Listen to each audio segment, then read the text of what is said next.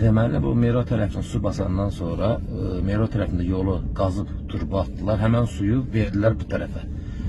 Baxın, bu yol tamam bərbad gününə qoydu. Maşınla keçilməz halda gəlib.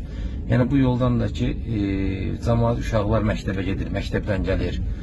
Maşın dağılır. Yollar baxın bərbad gündə, təmiz bərbad gündədir. Yəni bu Mero arxa tərəfindən basılan suyu, yığılan suyu vurdular bu tərəfə. Baxın, bir görün. Ondan sonra ətrafı da baxın. Ondan sonra da bu suyu çəkən olmadı. Bax, bərbad gündədir. Xahiş edirəm buranı işıqlandırıb bizim bu problemimizə, bizim bu dərdimizə bir çarə qılasınız. Diqqətinizə görə çox sağ olun. Hal-hazırda işıq dirəyidir. İşıq dirəyi də əyilib. Bir-iki günə o da aşacaq. Yəni, çərişür, bərbad gündədir. Baxa da bilərsiniz. Yollar həddindən artıq bərbad. Bura Şəhid Kənan Allahverdiyev adına gedən küçəyə yoldur.